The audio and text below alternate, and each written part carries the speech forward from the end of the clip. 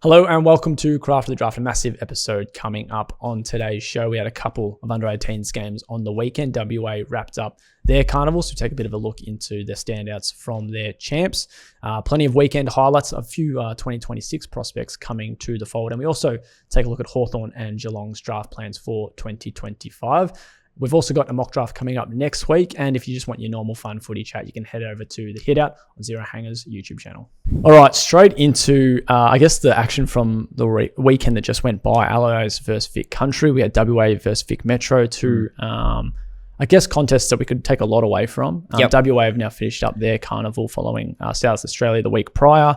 The Allies returning, Vic Country coming back. And the Metro, just their second game for the carnival. We'll start with the first game on Saturday. You and I were at Icon Park. Certainly a tight and contested affair between the Allies and Vic Country, with the latter coming home with their win, their first win of the carnival so far. And there were plenty of standouts on both sides. I think the first name to probably mention was Riley Onley. Yeah, it was. We know the upside that he brought into this season and what he's able to do with Murray Bushrangers both this year and last year. But it was really the performance that we had been waiting for, to announce himself and remind those that he is, a first round contention type prospect. Yeah, I still don't think he's that high, but certainly he's had some matches, Riley Onley, where he's got lots of touches, but it hasn't necessarily felt that way. He hasn't necessarily been able to impact and use his size and get those clearances and be that player that you want a big-bodied midfielder to be.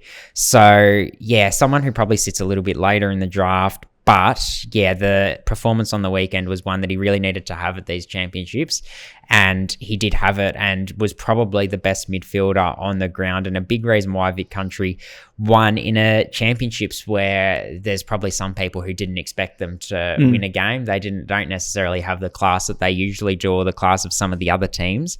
And I think if it wasn't for him getting it started in the midfield, then they probably don't get that victory. So yeah, big ups to Riley Onley leading the charge in the midfield. And I guess his right-hand man for the day was Cody Walker.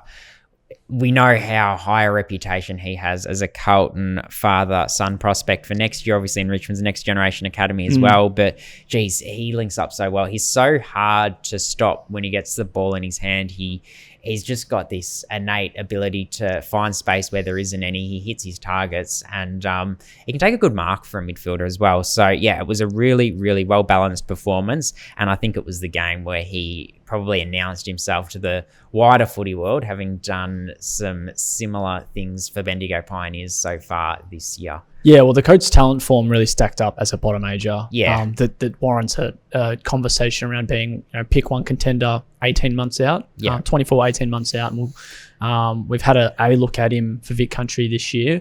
But yeah, you're right. Saturday's performance is one of those ones where when you're bottom major doing that at that level against a majority of players who are getting drafted a year before you, really cements your place in that standing in the conversation, and warrants what the conversation around Cody Walker has been for them probably a large part of the last 12 months. Yeah.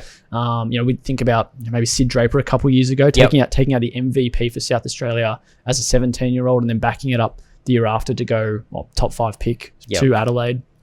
Dyson Sharp did very similar last year. There's been a number of players who have been able to have quite an impact as a bottom major, and then they go on to be a top 5, top 10 pick at the national draft. So that is certainly a big tick, and something that Carlton fans and Richmond fans as well can get excited about for the next 15 months. And Carlton fans as well. Harry Dean really liked his game. We've talked a lot about him. We probably don't need to go into great depth, but that's those same traits that we've talked about all year with him in terms of winning his one-on-ones, but coming off, being able to intercept and having that speed and ball use as well. Spent some time on a couple of Sydney Academy players that are both highly regarded. Kept Max King very quiet, kept Noah Chamberlain quiet as well, but it was more so the job he did on Max King that really impressed me. And up the other end from Harry Dean was Tyron Armour, who the second consecutive week was quite strong, particularly in the first half to get things started for Vic Country, and really announces himself as a player in the key forwards crop that is worth considering, perhaps a little bit higher than what some would have expected coming into the season now with his championships form. Yeah, like you said, straight out of the gates, high impact, getting his hands to it, kicking goals, multiple goals in all 3 champs games so far. So if he can really finish off his carnival in the next couple of weeks against Vic Metro, that will be a nice kind of package to present for onlookers this year. I think the couple of big things with him was coming into the season was how much of an impact does he have sort of 30 to 70 metres from goal. We know that when he gets it close to goal, he's got that ability to take contested marks like few others. He's so strong and well developed, but he showed a little bit of that on the weekend with his field kicking, kicked a goal from a little bit further out from 50 metres, I think. And then his stuff as a relieving ruck in this game as a secondary ruck option was much better than what it was against Western Australia. I think was the first game that they played. And then from an Allies point of view, I think Lockie Carmichael led all comers, and he looks every bit a first round contender from the Sydney Academy, a dashing half-back who's also got the ability to lock down, and then was rewarded with some midfield minutes as well. That was the big positive for me, is that he was having such an influence in the defensive half, and they throw him into midfield and he keeps that up. Particularly when the game was on the line in that final quarter, and he was able to step into that role and really lead at the coalface, and then get forward and even kick a goal from a long-range set shot as well. So he had his best performance of the year, and like you said, while King and Chamberlain maybe were quelled a little bit, he certainly stood up in the other sections of the field. And it is a nice mix what Sydney are getting this year from their, or they should be getting this year from their 3 academy kids, and Lockie Carmichael probably had the best performance that we've seen from all 3 of them. Harry Kyle potentially in that conversation as well from a Sydney Academy point of view. Lockie Carmichael, he's in the conversation as Allies MVP as well. I think we're talking about this on Sunday at the game, that they don't necessarily have that clear standout. It might be Annabelle, perhaps Patterson. We know he started the champs quite well, but Lockie Carmichael arguably the most consistent across the games. Well, he'll be one to watch next week. Now, as you can see, for those watching on our whiteboard, we've got mock draft incoming. It's not always the best text. I was running out of markers by the end of it, but we will have a mock draft going through just the first 10 picks next week. And Sydney at the moment are currently one of those. So they'll be a kind of fascinating one. They probably might not have that pick come draft night, but the likes of Carmichael, King, and Chamberlain are certainly in the mix for them at the draft at the end of this year. Rolling into the game that we have got this weekend, from a under-18s champs point of view, is the Metro versus Allies game. We would like to see Metro back it up. We would like to see the Allies back it up too, and kind of respond to that. But what we saw from Vic Metro on the weekend against WA certainly put them in a nice focus point for the week ahead. Yeah, absolutely. Ollie Greaves, he does it again. So I think he was arguably, I won't say the only player, but one of very few players to take too much out of that first game that Vic Metro played. And then in this game, he was the one that really led that midfield dominance. And like it's been all year with Ollie Greaves, it's not just the in and under sort of stuff the bustling, big-bodied mids are known for, but it's that willingness to get that overlap handball and use it quite well that really set Vic Metro up, and for me was really impressive. But equally as dominant as Ollie Greaves was probably Hussein Al-Ashkar and Lockie Doveston in the forward half. Both of them probably wish they were a little bit more accurate, but felt like every time they were getting the footy, they were having shots on goal. Lockie Doveston had 5 shots in the first quarter. Yeah, it was immediately from those two. I think they had the first 2 goals of the game, I think, as well. And just high impact players, as we've come to know, and their form leading into this game was probably what we got to see more of on Sunday in WA. What I liked from Lockie Doveston was his high percent of contested ball. When he's winning the ball, he's doing it with a lot of pressure on him. And then Al-Ashkar, I think out of his 15 touches, 11 led to scores, which is a very nice turnaround for a small forward, as both a goal threat himself directly, but also as a link-up player to get others involved. So, those two had there's really nice periods between Vic Metro's first game and Vic Metro's second game at the CTL level, and they just certainly backed it up and brought that form against WA. So an Essendon Tide prospect is Hussein Al-Ashkar. A Collingwood Tide prospect is Zach McCarthy. So they were at the feet of Zach McCarthy, who was the focal point of the forward line and probably justified why he does have top 30 reps around him. Kicked the 3 goals and was probably given more of a forward role in this game with the return of Louis Emmett, limiting the amount of time he spent in the rucks. So, really good game. We know how well he moves, and I think he showcased what we wanted to see him showcase at some point throughout the champs. He was able to really do it. Yeah, like you said, we didn't really get to take much out of their first game for Vic Metro. A couple of things popping up, like maybe Jack Ison and Ollie Greaves, as you mentioned, but now with the halfway point, and we've got to see a little bit from a few others, and we've got 2 more games to go for Vic Metro. So we're hoping, like we saw from Zach McCarthy, Doveston, Alachkar, and a couple others, we get to see that again from a few others as well. It's not just going to be these 5 or 6 names, and we get a nice spread, as we saw with South Australia and as we have seen with WA as well. Speaking of a spread, I think we really do need to give a shout out to some of the Vic Metro defenders. They were under duress in the first game, and it was very hard for them to necessarily come away and say that they won their one-on-one battle, but a lot of that was down to the lack of pressure being applied up the field. But I think on the weekend, Andrew Barker, Max Kondogiannis in particular were a couple of key defenders who were able to neutralise and quell their opponents really, really well. And then Aaron Sharkey as that rebounding run and gun defender, his ball use, his run was really impressive to complement the aerial games of, your 190 centimetre type defenders that Andrew Barker and Max Kondogiannis are. Yeah, as we kind of spoke about in the preview to this game, was that the only side that they had faced was the side that beat everyone else. So really, if they can just have a strong carnival from here on out, which they've certainly started on the right foot against WA, they'll be in that mix as being able to finish on a high note with maybe a 3-1 record. I did get ahead of myself on the run sheet before about looking into this weekend, because we do want to talk about WA's takeaways from their carnival now that it's finished, before we get into the Allies versus Vic Metro game. Let's start with the recent performance, obviously, in their loss to Vic Metro. Again, not a performance that wowed many, but Tyler Williams, who's tied to West Coast, was certainly one that managed to do so. Yeah, West Coast fans get excited. Tyler Williams, that was a really impressive game. 177 centimetres. He's a small forward. One of the goals that he kicked, he got the goal from 20, but he was involved in the play 20 seconds earlier in the middle of the field to set up that forward chain. So hard-working.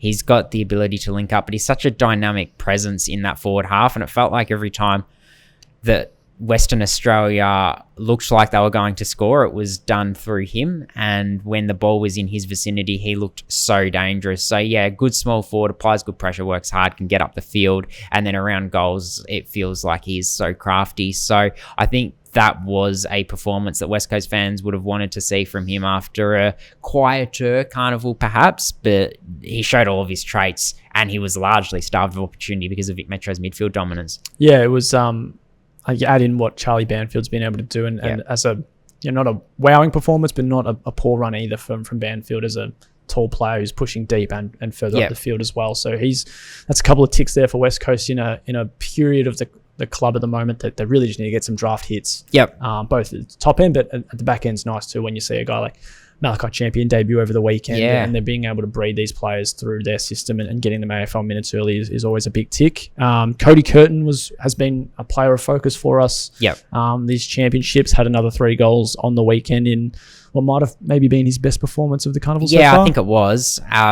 He looked like he was marking everything. Some of the marks he took are remarkable. 4 contested marks, but really good contested marks, strong. I think we don't emerge from the championships with the answers we wanted from Cody Curtin, in that, yes, he took some of those contested marks, probably in every game, but mostly the first and the fourth games where he had those 2 bags of 3. But does he impact enough when the ball hits the deck for you to use a higher end selection on him? I'm not sure. And I really was hoping to see a little bit more from him. Having said that, he does deserve credit for what he did as a second ruck. I thought he was really good and influential when he went in there. But his form, like we referenced on the podcast last week, will be a watch in the back end of the Waffle and the Waffle Colts seasons, to see if he is able to balance his game, so it's not just mark or you're irrelevant to some degree. So that'll be a watch. And then I think a couple of others that we have to talk about. Hudson Walker, for me, inserts himself into that small forwards conversation with his pressure. Obviously kicked that clutch goal in the first game, but really lively. Plays a little bit taller than he is with the aerial presence he has, and has a creative instinct around goals, even though he probably didn't finish off on the weekend, showed some class. And Will York got some midfield minutes and showed at 171 centimetres he could be that player that is good at fall of ball inside 50 and could get some spurts on the ball. So a couple of players as small forwards that put themselves in the mix. And Jacob Farrell as the bolter, so described leading into the champs, showed why he did have that status as a potential smoky. I thought he was one that showed some signs and was reasonably consistent throughout the champs. And Fred Rodriguez, the MVP. I was going to say, yeah, Fred he finished off nicely. He had probably a quieter game in his last game for WA before the recent weekend. And that was the Fred that we've got to know over the last 12 months or so. I think Sam Swadling put together a consistent carnival. We just wanted to see him be clean, and he was in maybe one or two of those games. Similar to how we spoke about Riley Onley earlier, I just wanted to see that polish, that class from a really contested, focused player. And they did provide that on some occasions as well. So, and Benji Van Rooyen might be one to watch for next year. Absolutely. As a starting ruckman, that's remember the name going to help in the lead into his draft campaign, similar to what we saw with Louis Emmett a little bit last year as well. I think the tools he went up against, so highly regarded, Taj Murray, Zach Harding, who is 2 years older than him, and then also Sam Ainsworth. So going up against stiff competition, he stepped into Cooper Ramsey's role really well. Yeah, there was plenty to like from him. So that'll be one to watch for 2026. Now we should actually touch on this weekend's game between the Allies and Vic Metro. That'll be up in Queensland. So home base again for the Allies, even though they kind of played a home game in Victoria against Vic Country is a bit odd. But Vic Metro again on the road. So they actually won't play game in Melbourne until their final game against Country. So like we've said, there's the Allies probably just have probably a step or two that they can take to be at the level that we think they can play at full capacity, whereas Metro have obviously had two quite different performances, but maybe that comes down to the quality of the opposition. Yeah, they have. I think from an Allies point of view, I'd love to see a little bit more from those two Sydney Swans Academy boys that we talked about before, Max King, Noah Chamberlain. We know how promising they are. We know how many assets they've got that transfer well to the next level, but we probably just need to see it and see them put it together. So they're a couple of players that I really have my eye on going into this one. And then, obviously Vic Metro, I think their two co-captains took a small step forward on the weekend, Tom Burton and Sam Grill. But as big fans of both of theirs, as reflected in my power rankings last week, would like to probably have a little bit more impact, and they have been given midfield opportunities. We know Tom Burton can play across halfback as well, but those are two players I've certainly got my eye on, and I think they will perform on the weekend, and they'll certainly be after a big performance. Going back to your first point about King and Chamberlain, like how well we've talked up Vic Metro's backline, it is going to be a tough task for them. The form that the kind of both of those groups are bringing in. So it might be interesting when the ball hits the deck. Like Jack Miller's been quite dangerous this carnivals, the Tasmanian. So maybe that could be the area that they look at in that kind of chaos ball in the front half. Midfield battle is going to be fantastic when you've got potentially Lockie Carmichael getting a starting role through there, but Dan Annable, Bo Adamsall won't play in the final game for the Allies. Will be in there as well from an Allies point of view. And you come up against, as you mentioned, Sam Grill, hopefully running through there, Ollie Greaves as well. And then you got CDT tapping it down against probably Taj Murray, which is going to be one of the best one-on-one matchups we've probably had for this carnival. Definitely. And Taj Murray was had some moments on the weekend, but he'll want to finish his carnival the way he sort of started it, which was like a house on fire. So he'll be one to watch as well. But it'll be an intriguing game. Mitch, a tip from you? I'd go the Allies by 3 goals. Well, I was going to go the other way. I'm going to think Metro under 10 points. Okay. So it's going to be a close one. Let's get into our weekend highlights. We've got plenty to get through here, but you want to start off at the top. I want to make a concession. Power ranking. When you do a power rankings, you always get like a level of, criticism or people disagreeing with you because everyone has their own views. And sometimes when there's a trend, you do go back and watch the vision. Footy stuff is a good YouTube channel to check out for that. And I did that with Mitch Marsh, and I've done that before, and usually it sort of reinforces why I've got them higher or lower than the mean. But I think Mitch Marsh, when I went back and watched the tape, I was like, I might have, I noted that he had that athletic power at ground level, and I noted that he's obviously a very good mark, but probably just the level of dominance he's got in the air and how positionally flexible he is with how good a kick he is and how skilled he is. perhaps didn't take into account. So that'll be reflected in the next rankings, that he'll go much further up than where he was 24? last. Yeah, 23, I think, where he was last week. And I guess the reason I want to put it on the record is, it would probably look strange if next month Mitch Marsh goes up and he's averaging a goal a game at a lower league after a dominant champ. So yeah, he'll go up next month. That'll be reflected. And so that's one I just got wrong. So it's always good to admit. No, and we always welcome the feedback, absolutely, takes.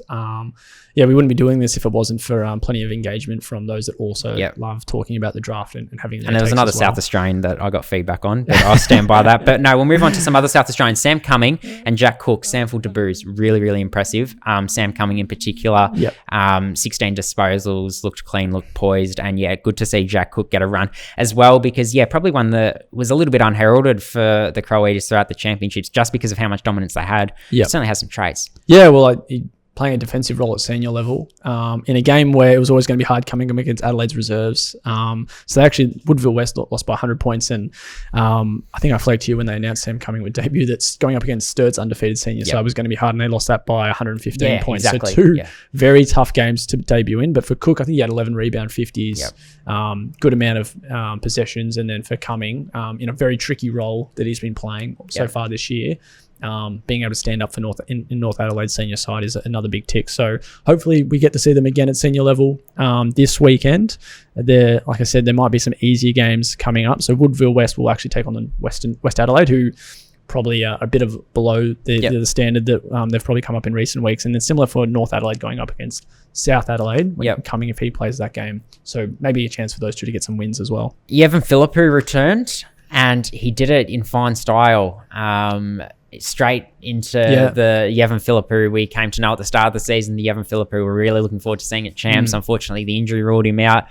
And it's interesting, if South Australia's schedule was just a little bit different, maybe he does get a game of champs. So it's a real shame for him, the brother of St Kilda's Mateus. But just smooth moving, and it didn't look like he missed a beat. So good to see him back. And it'll be interesting whether a club takes a punt, or how high a club takes a punt on with him, just given they didn't get to see him at champs, but given how strong his form's been at the SANFL under 18s level. Well, it's all you can do, really. Like, if you can't play champs through injury, you can certainly return and do what he did. Nice goal from outside 50 after taking the mark, deciding to play on, and just some burst out of stoppage, some clean side steps in that first game back, and then he just backed it up again on the weekend. So one we probably could have highlighted last week, but I'm kind of happy we forgot because this week he's just taken it another step further. So that's been great. Another shout out from the SA under 18s. Gabe Patterson kicks 7. So now second. So he's a bottom major, second in the competition's goal kicking. So that was a pretty big game when you've probably got a lot of watchers looking at Mitch Marsh at the other end of the field. And then Ivan Wilkinson, another bottom major, I think he's about 13 goals ahead for Sturt, who have such a strong under 18 side. So potentially a nice looking forward line for South Australia heading into next year's champs, and two names to certainly keep an eye on. So Gabe Patterson from Glenelg and Ivan Wilkinson from Sturt. Was there a game in Mildura on the weekend? There was a game in Mildura. The Western Jets travelled up to take on the Bendigo Pioneers. Always good for the community up there to get an annual showcase. Lockie Hicks and Oscar Ainsworth, though, it wasn't the local boys that did it. It was the visitors, the two Western Jets, that really shone. Oscar Ainsworth has been in really good form in recent weeks. I watched him last week and he kicked 1 goal 4 in Jake Miller's breakout game. But on the weekend, the forward line was his. He kicked the 5 goals, looked really impressive as that medium, powerful option, and has been added to Metro's squad. Didn't get the game on the weekend. Perhaps he comes into the side this week because his form is as good as anyone in the Coates League at the moment. And he's really putting a case forward as that medium option. And then Lockie Hicks, who has spent a lot of the season carrying a reasonably weak Wesley College midfield, which is without Felix Knight due to injury. Comes into the Western Jets lineup and has looked reasonably promising, and you wanted a breakout performance at some point from him because he always looks like he's close to doing something remarkable. Had a 34 disposal 4-goal game, so that's as complete a game as you can get from a midfielder, and he's very good above his head as well. Took some big marks. So a couple of players to watch. Lockie Hicks, a bottom major, so took out the Metro 16s MVP last year, and one to watch going into next year's draft. Yeah, there's a few that we've talked about on this show already heading into next year. Anyone else from the CTL in your weekend? Yeah, just one more I want to highlight. Harry Van Haddam, second game back from injury, bottom major, was part of the Vic Metro Summer Hub Northern Knights player forward ruck, 202 centimetres already. He's certainly on a lot of radars, and he was really impressive in his second game back from injury. Went through the ruck. I think he had 30 plus hit outs, got plenty of the pill as well, and yeah, uses it really well, skillful. So I look at Northern Knights next year and I go, they're going to have Tate Hodgson as a defender. They're going to have Harry Van Hattem and Louis Hounsome as 195 plus centimetre forwards. So they're going to be pretty hard to stop. So yeah, looking forward to that. Cool. A lot of talk out at WA about Harper Banfield. So a bottom major this year, younger brother of Charlie Banfield. So father-son option for West Coast. So plenty chat about him, what he's doing at Claremont. Good return to Colts footy on the weekend. I think he's been having some pretty big performances for school footy as well. And if you're kind of over the national champs for any reason, don't know why you would be, but you still want to get that little kick of what the SA team was able to provide you. July 19 is a must-watch game between Central Districts and Sturt's under-18s. It's littered with some of the top names from South Australia's under-18 squads. So you've got Dyson Sharp, Aidan Schubert, Cam Nan, Josh Reichelt, Matt Leray coming up against Harley Barker, Louis Callaway, Noah Roberts-Thompson, Jet Darlitz, Blake Threadgold. So that is going to be a must-watch game. Matt Leray and Harley Barker are going to play on the same wing. That's pretty much the main attraction for this game. The Frobros. I think they came up against each other, these two sides, in round 2 when Central Districts won by a point. Ducky Cochran was massive in that game, and I'm hoping he's a chance to play in this one. And then they played off again about a month later, and Sturt won that by about 4 goals.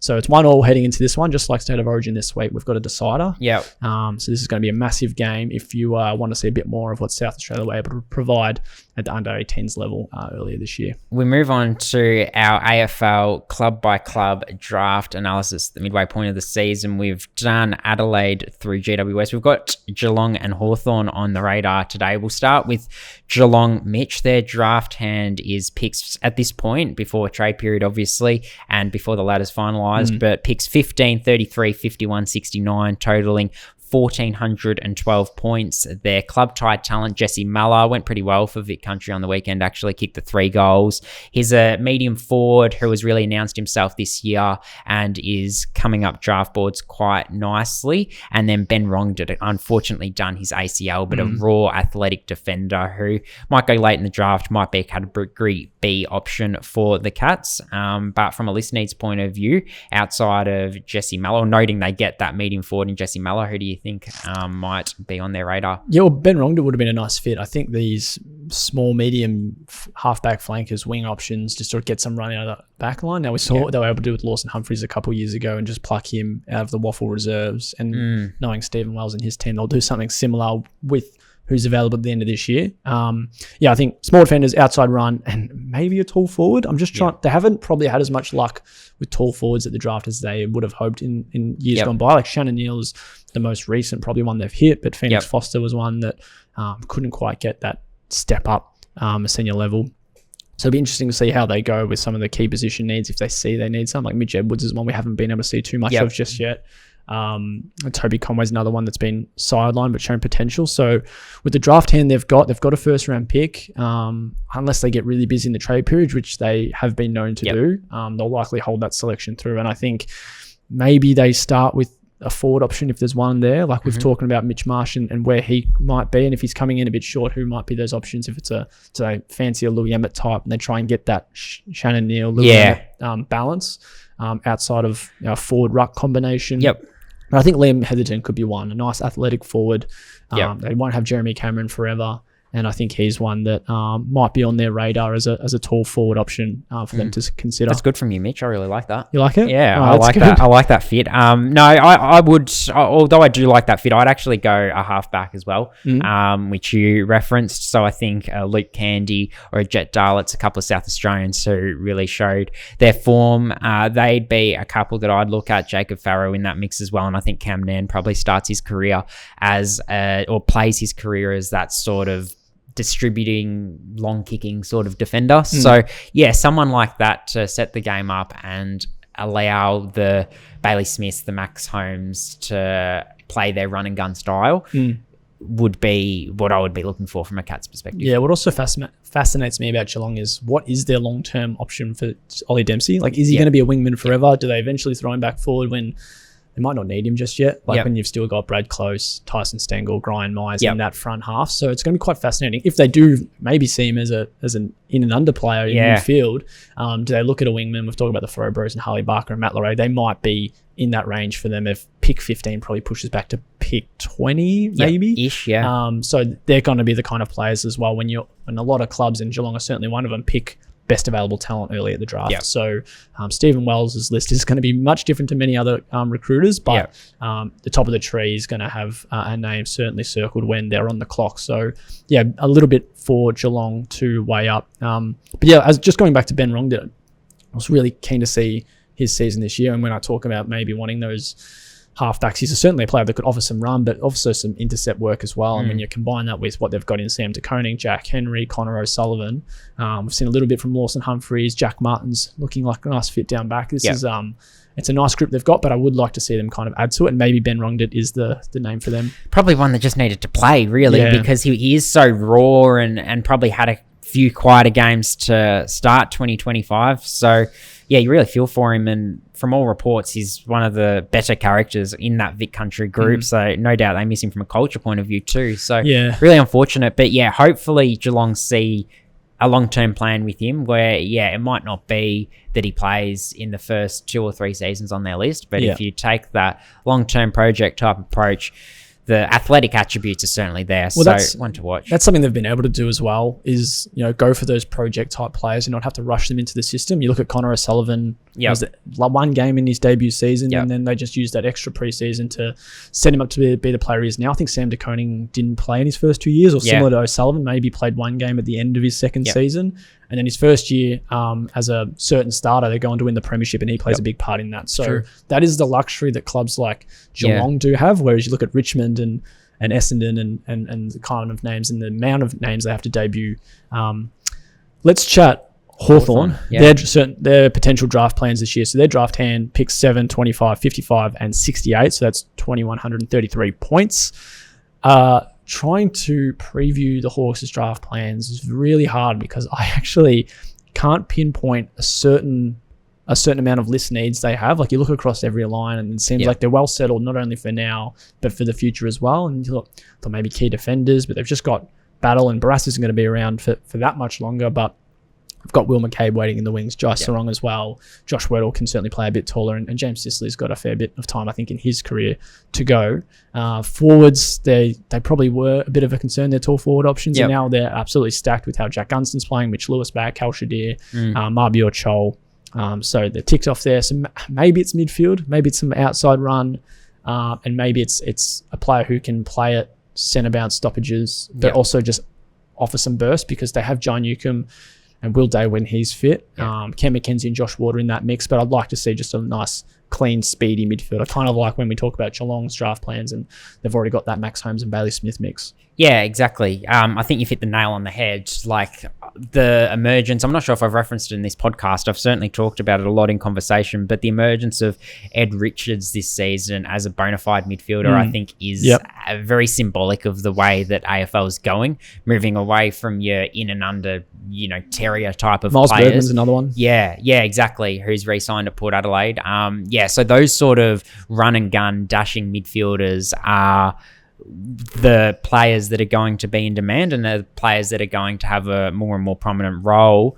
And Hawthorn, like you say, have got Jai Newcomb. They've had James Warple. He might be on the way out, but their midfield has been somewhat not built around that, but certainly they've had those players as key playmakers in there. I think the run and dash is really important for a team which certainly thrives on fast ball movement. Obviously, we know how good their small forwards are.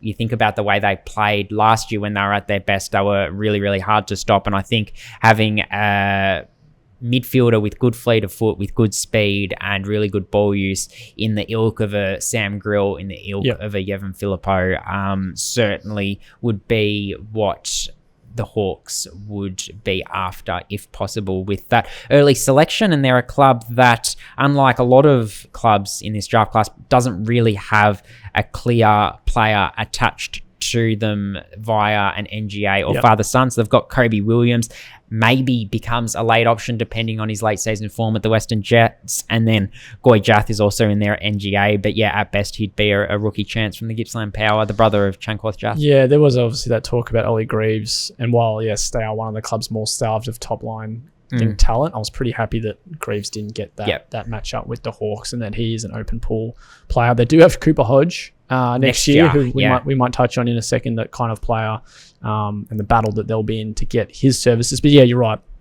Philippou, Grill, a Josh Lindsay type. None of these grab and kick forward players, but ones that can get the ball on the outside, lower their eyes, get out the front of stoppages with some run and some pace, and hit targets inside forward 50. So I think that's the kind of player if they're circling a list need. That's the route they'll take. But yeah, Cooper Hodge, he's been training at the club this week, and he feels the feeling is probably that it's pretty close to 50-50. Does he go for the club where his dad is an absolute stalwart, obviously father-son Luke Hodge, or does he go for the Brisbane Academy, which has been so influential in his nurturing of talent as a footballer? It's one that will be really intriguing as the next 18 months unfold. Yeah, it's certainly going to be an exciting one for both clubs, but at some point a decision will be made. Some great form with Brisbane's Academy in the CTL, likely Allies squad member next year. Absolutely. So yeah, he's got a big decision to make, and it'll come over a year's time, but he'll be certainly one to watch for both clubs involved. That'll wrap up today's show. What have we got to plug for the coming weeks? Obviously, we've got the Allies and Vic Metro game coming up this weekend. But yes, as mentioned earlier, our first mock draft of the year. There it is for those watching on the whiteboard. If you can read it, says mock draft incoming. We'll have 10 picks. So you and I will kind of split up the teams. So I won't exactly know who's getting picked. And then when you make your selection, so I'll have to kind of look at the names as clubs actually do on draft night. So it'll be a bit of a live theme to it. And just looking at the top 10 picks. So it's the clubs that don't have selection or that aren't sitting in a final spot at the moment. So for that, it is currently Fremantle at pick 10. They might not be too glued to it, given that it's so tight in that top 9 of the competition. But I guess sides in the bottom half of the league will certainly have some draft stuff to look into. Coming up on zerohanger.com, you'll have a bit of a bigger breakdown on WA's carnival, the under 18s carnival, what we liked, some of the big risers. We mentioned the Pharaohs and the Walkers, and then the household names like Rodriguez and Curtin. So you can go catch that on zerohanger.com as well, and you can catch all the latest Craft of the Draft socials on our Instagram page and all our other footy content on Zero Hanger's YouTube channel.